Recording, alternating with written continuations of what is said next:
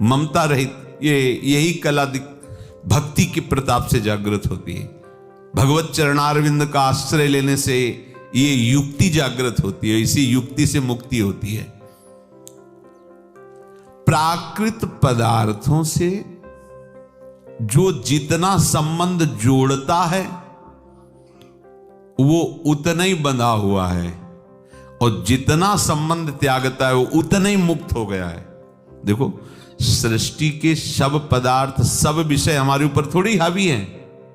कहां हावी है? जिन जिन से हमने अपनापन सुख बुद्धि कर लिए वही चिंतन में आते हैं, वही हमें आकर्षित करते हैं। जिन जिन से हमारा संबंध ही नहीं, वो भोग हैं संसार में, पर हमें आकर्षित नहीं करते। जिन भोगों को हमने बुरा नहीं समझा है उन्हीं से हमारा राग है।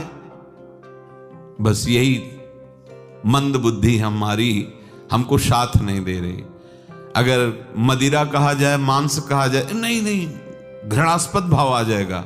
और बेविचार, चोरी, दूसरे के सत्व का हरण करना, दूसरे को दुख पहुंचाने की भावना करना, इन वृत्तियों के प्रति हमारा कहां ऐसा भाव है कि ये त्याज्य है। भले हम दूसरे को बता दें कि हाँ ये त्याज्य, लेकिन अंदर यही सब चलता रहता है। जिन वस्तुओं के प्रति हमारा राग नहीं है, उनकी हमारे अंदर स्मृति नहीं, उनसे हमारा कोई संबंध नहीं।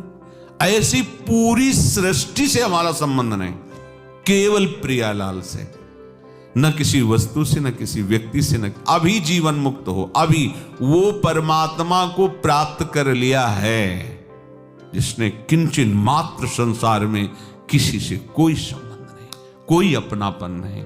वो केवल अपनापन प्रियालाल से। व्यवहार सबके प्रति वो मृदु करता है, वो कठोर व्यवहार नहीं। ये भक्ति कठोर व्यवहार नहीं सिखाती, सबसे भगवत भाव से व्यवहार करना है, पर ममता कहीं नहीं है। ममता प्रियालाल के चरणों में है। शीतोष्ण सुख दुखेशु प्रशांतस्य। वैसे सीधा शब्द शीत उष्ण का होता है गर्मी सर्दी।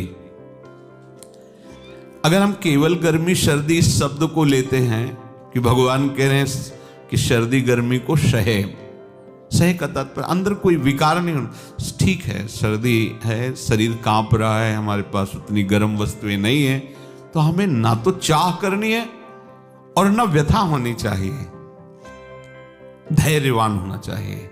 और ये तभी धैर्यवान हो सकते हो जब प्रभु से आपका संबंध है, प्रभु का नाम चल रहा है। सच्ची मानिए, गंगा की अब तो सर्दी नहीं समझ में आए कि सर्दी है, अब तो ऐसा नहीं। ये जो समय चल रहा है ये अच्छी सर्दी का समय होता है। और गंगा किनारे एक बार निकल पड़ो तो पूरा शरीर बर्फ जैसा ठंडा हो गया। और कुछ ऐसा नहीं था कि भ्रमण में रजाई थोड़ी लेके चलते हैं। और गंगा किनारे कौन कंबल देता है? ग्रामीण लोग, गरीब जन रहते हैं, कोई शहर आदि हो तो बात अलग है। ऐसी सर्दी में पूरी रात कांपते शरीर व्यतीत हो जाता, पर व्यथा नहीं होती, एक आनंद रहता। क्यों? हर समय भगवत चिंतन। भगवान नाम में जो सामर्थ्य है पूछो मत, आपके पास वो है।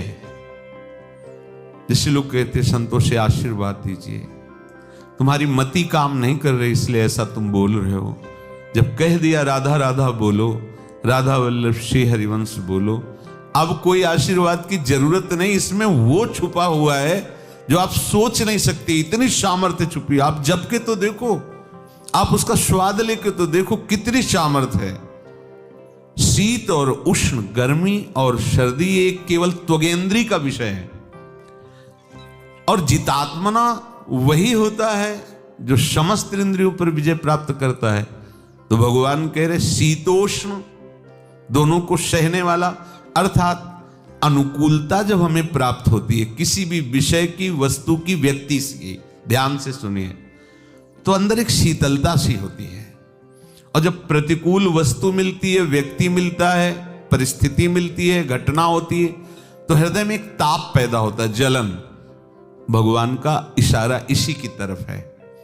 शीतोष्ण तो बाहरी शब्द है, सर्दी गर्मी, और एक त्वगेंद्री के लिए है वो। लेकिन जो हृदय में अनुकूलता से शीतलता होती है और प्रतिकूलता से जलन होती है, ये उपासक के हृदय में नहीं होना चाहिए। अनुकूल से अनुकूल परिस्थिति में हर्ष नहीं हो, हर्ष की वो शीतलता होती है। अच्छा है, अच्छा है।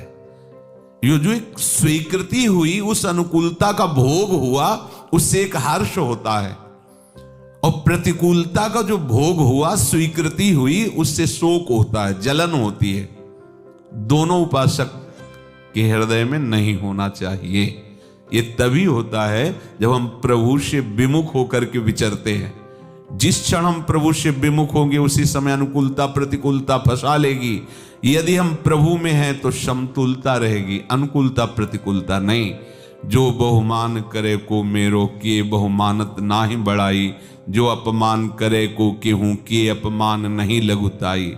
श्री हरिवंश गिरा रस सागर माझ मगन सबे निधि पाई। हरिवंशवाणी निज मंत्र, हरिवंशवाणी राधा वल्लभ लाल को हृदय ध्यान मुख नाम। हरिवंशवाणी श्रीमद चतुराश्री जी।